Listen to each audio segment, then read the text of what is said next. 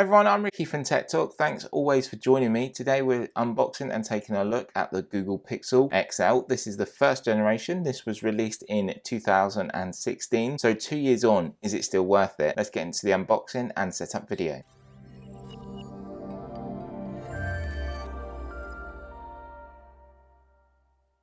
So this device is running Android at its purest, and this even gets the latest updates, and we can do the beta testing for Android P. So on the front here you have a picture of the Pixel itself. So on the side here we've just got a couple of bits of information. You got Google Assistant, Google Cast, Daydream, VR, so you can use this with VR if you so wish to. Pulling it out of its sleeve,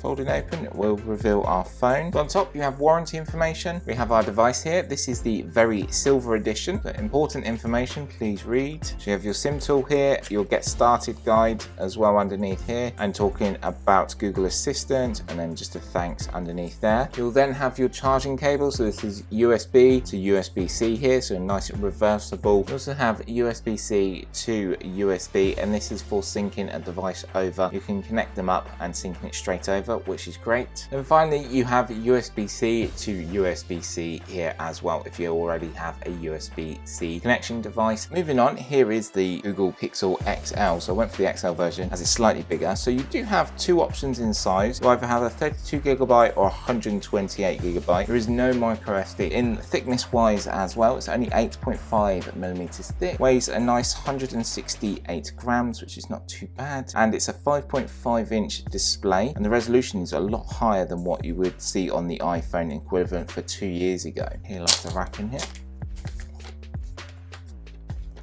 Let's power our device on. So the screen is a 5.5-inch display. It's an AMOLED panel. Its resolution is 1440 by 2560, which will give us a pixel density of 534. The rear camera is a 12-megapixel camera. I do like a shine it has on the back there, and it also records in 4K. The front camera has an 8-megapixel camera. It uses the Snapdragon 821 processor, and that was a quad-core processor. And the battery is 3,450 mAh battery inside here. So it's very impressive, the specs. And what I'll be doing is a comparison, say, with a 2016 iPhone to show you where it was maybe pushing ahead of the market. So let's go. First of all, you need to insert your SIM card, and I do have a brand new SIM card that has just arrived. So I need the smallest option, which is a nano option. So I need to push this right out here. On the side here, there's a little pinhole that we need to use our SIM tool with. Make sure you push straight down and it's around this way. Your SIM card will sit in here like so, and the gold plate is just underneath. So now return this back to your device. Just push in. So now it's noticed that we have inserted a SIM card, so we can carry on. So I'm going to set up as new, and we can connect to the Wi-Fi here. So set up Wi-Fi. Let's go for Sky. So it's checking for any software update, and it's going to ask you to sign in with your Google account, as it's all about Google on this device. Next you have terms and conditions that you need to agree to. Next is unlocking your device with your fingerprints. So I'm going to hit next. If I turn around to the back, you've got a fingerprint sensor right here in the middle, which is the ideal location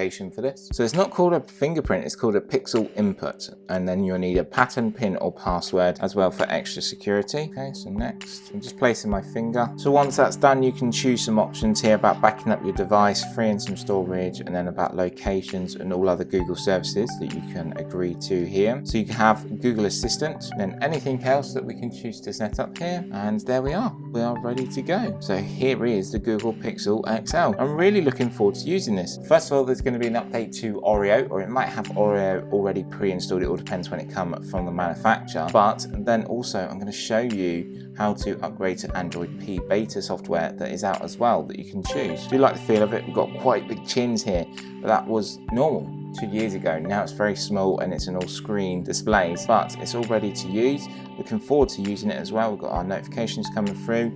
You have your dedicated area. To finish off, let's have a look around the device. So at the top here we have our front facing camera. If we go to the top as well, you're going to see a 3.5 headphone jack. Got antenna bars running around. Coming down, you're going to find your SIM tray, and at the bottom you're going to find your speaker, your USB-C charging and syncing port, and also microphone. Down the right hand side you have a textured power power button, which is really nice to feel, and then a smooth volume control systems there as well. And the fingerprint sensor opens and works straight away on the back, and that's joined by a 12 megapixel lens and also 4K recording, and we have a flash there as well. Thanks always for watching. Please give the video a big like as it does help. Remember to subscribe to the channel, and when you're doing that, hit that notification bell to stay updated with all my latest videos. Thanks always for watching. I'll see you very soon. Bye for now.